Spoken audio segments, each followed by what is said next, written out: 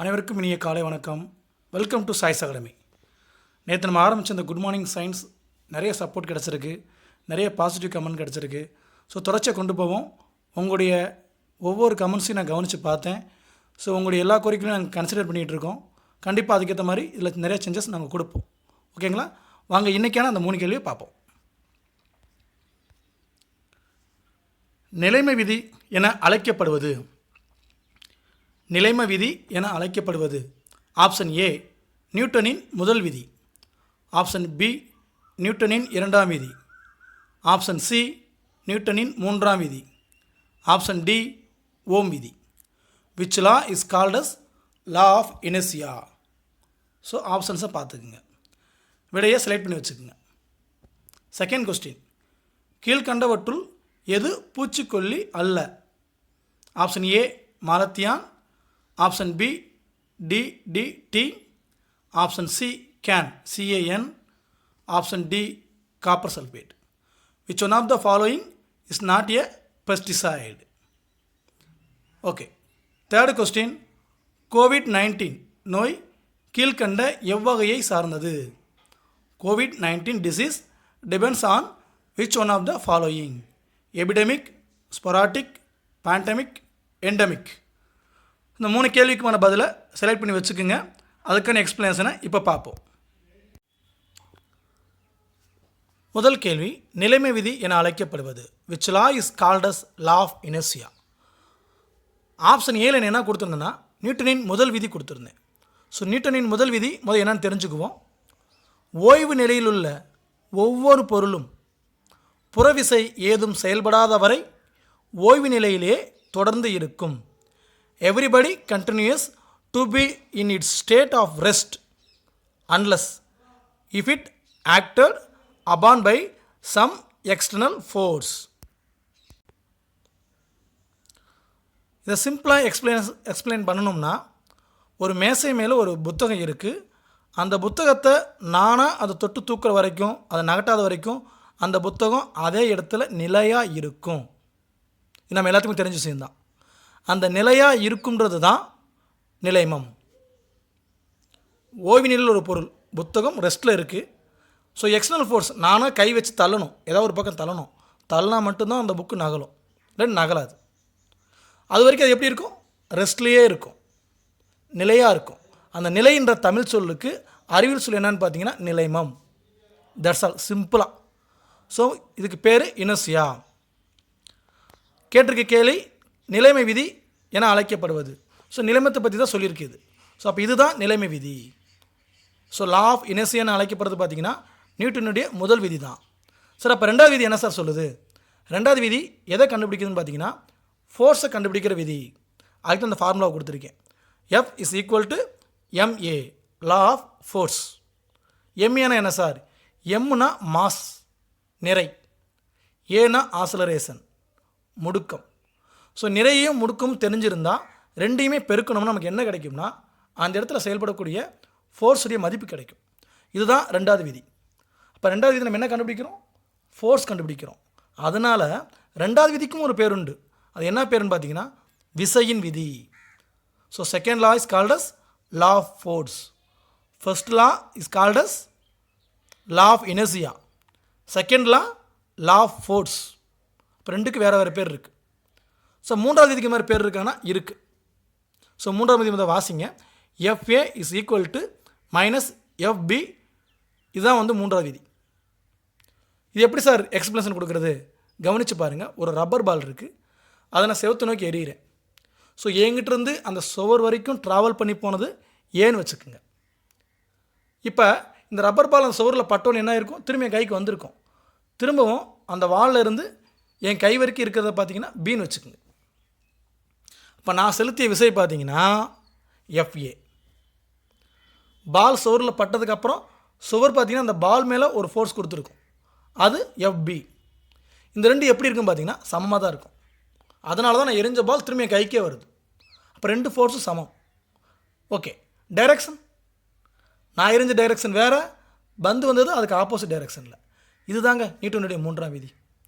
ஒரு சிம்பிள் கரெக்டான ஒரு சின்ன ஒரு எக்ஸ்பெரிமெண்ட்டோடு சொன்னோம்னா சிம்பிளாக புரிஞ்சுக்கலாம் விதிகளை. இப்போ விதியை சொல்கிறேன் பாருங்க, உங்களுக்கு அழகாக புரியும்.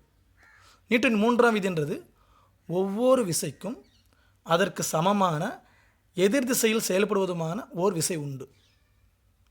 இப்போ அந்த ரப்பர் பாலை அப்படியே கம்பேர் பண்ணி பாருங்கள், உங்களுக்கு புரியும். Every action should be opposite reaction. ஓகேங்க. அப்போ இந்த மூன்றாம் விதிக்கு என்ன சார் பேர்? இந்த மூன்றாம் விதி பார்த்திங்கன்னா ராக்கெட் ஏவுதலில் பயன்படும். எப்படி சார்? ராக்கெட்டை சென்ட் பண்ணுறப்ப கீழ்பாகத்தில் எரிபொருள் இருக்கும். அந்த எரிபொருள் எரியிறப்ப அது கீழ்நோக்கி விசையை செயல்படுத்தும்.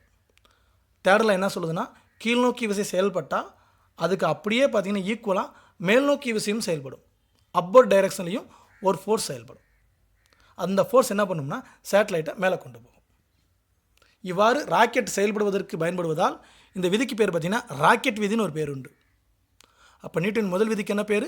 நிலைம விதி, லா ஆஃப் இனர்ஷியா. ரெண்டாம் விதிக்கு என்ன பேர்?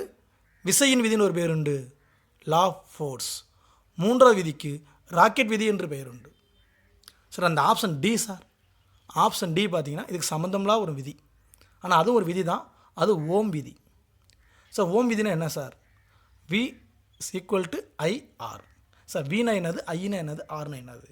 வின்றது பார்த்திங்கன்னா வோல்டேஜ் டிஃபரன்ஸ், மின்னழுத்த வேறுபாடு.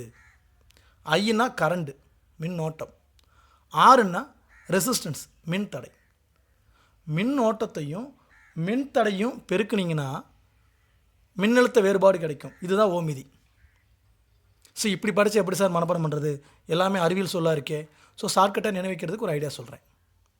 ஸோ ஓம் விதி, இந்த ஓம்ன்றது ஒரு மந்திர சொல் மாதிரி இருக்குது. இந்த மந்திரங்களை யாருங்க உச்சரிப்பாங்க? கண்டிப்பாக பார்த்தீங்கன்னா யாரும் தவறாக நினச்சிக்க வேண்டாம். இதை ஈஸியாக நினைவுபடுத்துறதுக்காக ஒரு குறிப்பிட்ட இனத்தை பெயரை உச்சரிக்க போகிறேன், தப்பாக நினச்சிக்காதீங்க. ஸோ பொதுவாக இந்த ஓம்ன்ற மந்திரங்களை யார் பயன்படுத்துவாங்கன்னா ஐயர்கள் பயன்படுத்துவாங்க. அவங்க பெரும்பாலும், அதாவது கண்டிப்பாக 100% எப்படி இருப்பாங்கன்னா வெஜிடேரியனாக இருப்பாங்க. அவங்க உணவு முறை எப்படி இருக்கும்? வெஜிடேரியனாக இருக்கும். இந்த 3 விஷயத்தை நினைவு வச்சிங்கன்னா இந்த விதியை வந்து ஈஸியாக ஷார்ட்கட்டாக நினைவு வச்சுக்கலாம். சார் புரியலையா சார்? விதியை வாசிக்கிறேன் கவனிங்க. V vegetarian, சாப்பிடுபவர்.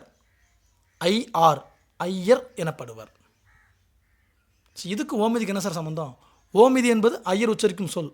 ஸோ ஓம் விதி என்றால் என்ன? வெஜிடேரியன் சாப்பிடுபவர், ஐஆர் எனப்படுவர், அவ்வளோதான். அப்போ வீணா என்னது? Voltage difference. ஐனா கரண்டு, ஆர்னா ரெசிஸ்டன்ஸ். இதுதான் ஓம் விதி. ஓகேங்களா? இப்போ சொல்லுங்கள், நிலைமை விதி என அழைக்கப்படுவது எது? நியூட்டனுடைய first law. So option A is answer. Second question, கீழ்கண்டவற்றுள் எது பூச்சிக்கொல்லி அல்ல? ஸோ மொத்தம் 4 கொடுத்துருந்தேன். அதில் ஆப்ஷன் ஏ பார்த்தீங்கன்னா மாலத்தியான் கொடுத்துருந்தேன். மாலத்தியான் பூச்சிக்கொல்லி தான்.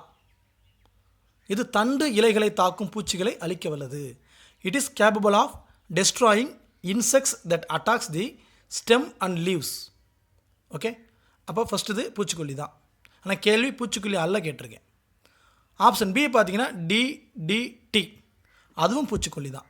அதற்கான முழு விரிவாக்கம் பார்த்தீங்கன்னா இது ஒரு important question. Dichloro diphenyl trichloro ethane. So கீழே இங்கிலீஷில் கொடுத்துருக்கேன், பார்த்துக்குங்க.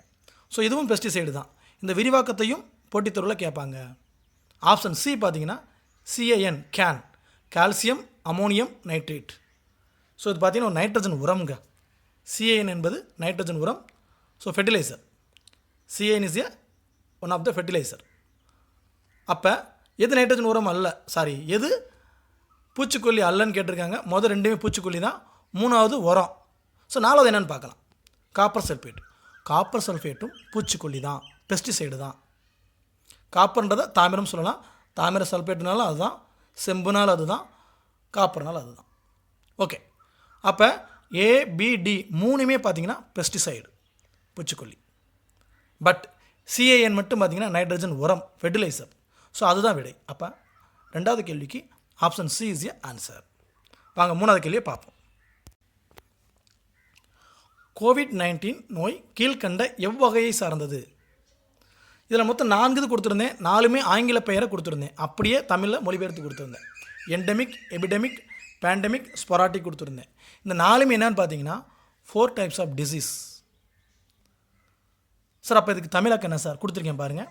எண்டமிக்ன்றது வட்டார நோய், எபிடமிக்ன்றது கொள்ளை நோய், பேண்டமிக் அப்படின்றது பெருங்கொள்ளை நோய், ஸ்பொராட்டிக் அப்படின்றது தொடர்ச்சியற்ற நோய். ஸோ இதுக்கு விளக்கம் சார் சொல்கிறேன் கேளுங்க. ஸோ எண்டமிக் அப்படின்றது வட்டார நோய். ஒரு குறிப்பிட்ட பகுதியில் மட்டும் பரவி குறிப்பிட்ட மக்கள், அதாவது எண்ணிக்கையில் நம்பர் ஆஃப் பீப்புள்ஸில் பார்த்தீங்கன்னா கம்மியாக அஃபெக்ட் பண்ணியிருக்கோம். அதுக்கு பேர் வட்டார நோய். ஸோ இது எங்கே காணப்படுது? ஒரு உதாரணம் சொல்ல முடியுமானா, இமயமலை அடிவார பகுதியில் இருக்கக்கூடிய மக்களுக்கு அயோடின் சத்து பற்றாக்குறையினால் அவங்களுக்கு என்ன உண்டாயிருக்கும் பார்த்தீங்கன்னா, நுண்கழுத்து கலலை, காய்டர் டிசீஸ் உண்டாயிருக்கும். இதுக்கு உதாரணமாக சொல்லலாம் வட்டார நோய்க்கு. வேறு என்னென்னு பார்த்தீங்கன்னா, இந்த ஸ்டெர்லைட் பிரச்சனை, இந்த பக்கம் பார்த்திங்கன்னா நம்முடைய கொடைக்கானலில் பான்ஸ் பவுடர் பிரச்சனை, இந்த மாதிரி ஆலைகளில் ஏற்படக்கூடிய சுற்றுப்புற சுகாதார சீர்கேட்டினால் வரக்கூடிய நோய்கள் எல்லாமே இந்த எண்டமிக் வகை தான். அந்த ஏரியாவை சுற்றி மட்டும் பரவி இருக்கும். புரியுதுங்களா? அந்த ஏரியாவில் மட்டும் பரவி இருக்கும். இதுக்கு பேர் வட்டார நோய். அந்த வட்டாரத்தில் மட்டும் இருக்கிறதுனால அதுக்கு பேர் வட்டார நோய். அப்போ இது கோவிட்-19 வட்டார நோயா, ஒரு குறிப்பிட்ட பகுதியில் பரவிய நோயா? இல்லை. அப்போ இது கிடையாது. வாங்க ரெண்டாவது பார்ப்போம். எபிடெமிக், கொள்ளை நோய். ஒரு குறிப்பிட்ட பகுதியில் பரவி இருக்கணும், ஆனால் கம்மியான மக்களை பாதிச்சிருக்கக்கூடாது. அதிகமான மக்களை பாதித்திருந்தால் அதுக்கு பேர் எபிடெமிக், கொள்ளை நோய். சார் ஒரு உதாரணம் பார்க்கலாம். இன்ஃப்ளூயன்ஸான ஒரு நோய் ஒரு குறிப்பிட்ட காலத்துக்கு முன்னாடி வர்றப்ப ஒவ்வொரு நாட்டிலும் பார்த்தீங்கன்னா அந்த ஒரு குறிப்பிட்ட நாட்டில் பரவும். உதாரணமாக சீனாவை எடுத்துக்குவோம். சீனாவில் பரவுறப்ப சீனாவுக்கு மக்கள் நிறைய பேர் பாதிக்கப்பட்டாங்கன்னா அதுக்கு பேர் என்னென்னு பார்த்தீங்கன்னா எபிடெமிக், கொள்ளை நோய்.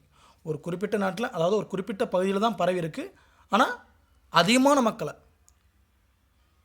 மக்களை பாதிச்சிருக்கு. ஸோ இதுக்கு பேர் கொள்ளை நோய். அதுக்கு உதாரணம் சொல்லிட்டு ஒரு இன்ஃப்ளூயன்ஸா. மூணாவது கவனிங்க, பேண்டமிக், பெருங்கொள்ளை நோய். உலகம் ஃபுல்லாக பரவி இருக்கணும், அதிகமான மக்களை பாதிச்சிருக்கணும், நிறைய உயிரிழப்பு ஏற்பட்டிருக்கணும். இந்த மூணு நடந்தால் அதுக்கு பேர் பேண்டமிக், பெருங்கொள்ளை நோய். ஸோ இப்போ உங்களுக்கு ஐடியா கிடச்சிருக்கும் கோவிட்-19 எந்த வகைன்னு. இன்னொன்று இருக்குது, அதையும் பார்த்துட்டு அப்புறம் டிசைட் பண்ணுங்கள். ஆப்ஷன் டி ஸ்பொராட்டிக், தொடர்ச்சி அற்ற நோய். தொடர்ச்சி அற்ற நோய் என்ன சார்? இந்த காலரா, மலேரியா பார்த்திங்கன்னா அப்பப்போ சீசனுக்கு வரும், அப்பப்போ போயிடும். இதுக்கு பேர் தான் தொடர்ச்சி அற்ற நோய். இப்போ சொல்லுங்கள், கோவிட்-19 எந்த வகை? சந்தேகமே இல்லை, பேண்டமிக், பெருங்கொள்ளை நோய் தான். கொஞ்சம் திங்க் பண்ணி பாருங்கள், இது இம்பார்ட்டன்ட், கரண்ட் அஃபேர்ஸும் கூட. இந்த நோயை பெருங்கொள்ளை நோய் என அறிவித்தவர்கள் யாருன்னு பார்த்தீங்கன்னா WHO, வேர்ல்டு ஹெல்த் ஆர்கனைசேஷன். அவங்க அறிவிச்சதுக்கு அப்புறம் தான் நம்முடைய உலகம் முழுவதும் பார்த்திங்கன்னா நிறைய இடத்துல ஊரடங்குகளை போட ஆரம்பித்தாங்க. ஓகேங்களா? ஆனால் இந்த கேள்வியை நான் முக்கியமாக கருதுறேன், நல்லா பார்த்துக்குங்க. ஸோ பெருங்கொள்ளை நோய் கோவிட்-19. இதே நோய் சீனாவில் ஊகானில் முத பரவுறப்ப அது எந்த வகை தெரியுமா? வட்டார நோய், எண்டமிக். அந்த ஊகானில் மட்டும் பரவுனப்ப. அடுத்து சீனாவில் பரவுனப்போ அது என்ன வகைன்னு தெரியுங்களா? எபிடெமிக், கொள்ளை நோய். எப்போ அது உலகம் ஃபுல்லாக பரவுச்சோ அப்போ தான் அது பேண்டமிக். அப்போ எந்த ஒரு நோய் பேண்டமிக்கை அறிவிக்கிறாங்கன்னா அதுக்கு முன்னாடி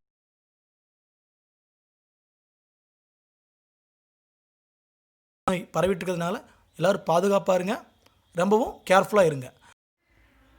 ஓகே ஸ்டூடெண்ட்ஸ், வாங்க நம்ம கீஸை செக் பண்ணலாம். விடைகளை பாருங்கள். நிலைமை விதி என அழைக்கப்படுவது ஆப்ஷன் ஏ, நியூட்டனின் முதல் விதி. எதுங்க லா ஆஃப் இனர்ஷியா? நியூட்டன்ஸுடைய ஃபர்ஸ்ட் லா. எது பூச்சிக்கொல்லி அல்ல? இரண்டாவது கேள்வி. பதில் option C, CAN. CAN is not a pesticide, it is a nitrogen fertiliser. Okay, third கொஸ்டினுக்கு ஆன்சர் கோவிட்-19 எவ்வகையை சார்ந்தது? பேண்டமிக். பேண்டமிக்னா என்னது? பெரும் கொள்ளை நோய். So option C is a answer. இதே மாதிரி 3 சிறப்பான கேள்விகளோட நாளை காலை உங்களை சந்திக்கிறேன். ஓகே மாணவர்களே, தொடர்ச்சியாக சப்போர்ட் பண்ணுங்கள், கமெண்ட் பண்ணுங்கள். நாளை ஒரு இனிய காலை பொழுதில் மீண்டும் சந்திப்போம். Thank you to all.